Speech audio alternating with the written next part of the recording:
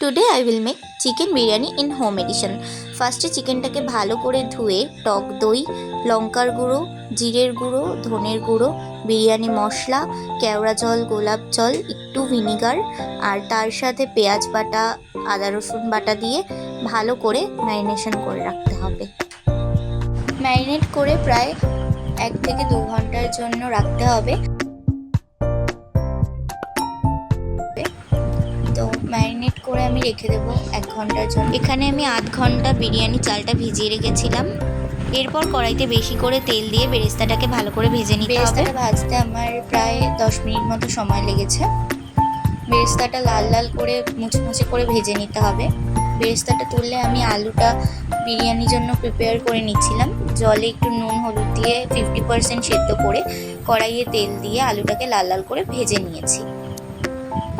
লাল লাল করে ভাজতে হবে আলুটাকে, তাহলে ভাল লাগবে খেতে। আলুটা ভেজে আমি তুলে নিয়েছি। সেই কড়াইতেই আমি আর একটু তেল দিয়ে জিরে তেজপাতা ফোড়ন দিয়ে ম্যারিনেশন করা চিকেনটা ঢেলে দিয়ে ভালো করে কষাবো। চাইলে এখানে ফোড়নে আপনারা গোটা গরম মশলাও দিতে পারেন। এবার চিকেনটা ঢেলে দিয়ে আস্তে আস্তে আমি মিক্স করে নেব আর কষাতে থাকবো। ভালো করে চিকেনটা কষিয়ে কষিয়ে রান্না করতে হবে। আমি একটু ওই ম্যারিনেশন করেছিলাম যে গামলাটা, সেটা ধুয়েও একটু জল দিয়ে দিয়েছিলাম। এবার পুরো মিডিয়াম ফ্লেমে ভালো করে চিকেনটাকে কষাতে হবে। এর মাঝখানে আমি আর একটু লঙ্কার গুঁড়ো দিয়ে দিয়েছিলাম। ভালো করে এখন আমি চিকেনটাকে কষাবো। আস্তে আস্তে কালারটা চিকেনের চেঞ্জ হয়ে যাবে। যত ভালো করে চিকেনটা কষানো হবে তত কালারটা আরও বেশি সুন্দর হবে, ভালো আসবে। এখন আমি চিকেনটা কষাবো।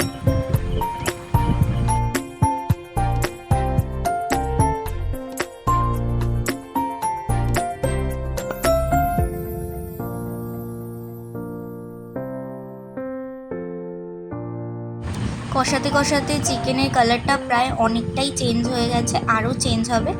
এখন আমি চিকেনটাকে একটু ঢেকে দেব। ঢেকে ঢেকে রান্না করতে হবে। 5 মিনিট পর পর একটু ঢাকনাটা তুলে নাড়িয়ে দেখে নেবেন নিচে লেগে যাচ্ছে কিনা। আর আমি কিন্তু আলাদা করে কোনো জল দিইনি, চিকেন থেকেই যে জলটা বেরিয়েছে সেটা দিয়েই আমি রান্না করেছি। চিকেনটা ভালো করে সেদ্ধ হয়ে গেলে, চিকেনটা রান্না হয়ে গেলে নামানোর আগে যে বেরেস্তাটা ভেজে রেখেছিলাম সেই বেরেস্তাটা দিয়ে নামিয়ে দেবো। এবার বিরিয়ানি ভাতটা রান্না করার জন্য আমি জলে তেল, নুন, তেজপাতা, গোটা গরম মশলা দিয়ে ভাতটাকে 70% সেদ্ধ করে জল ঝরিয়ে রেখেছি।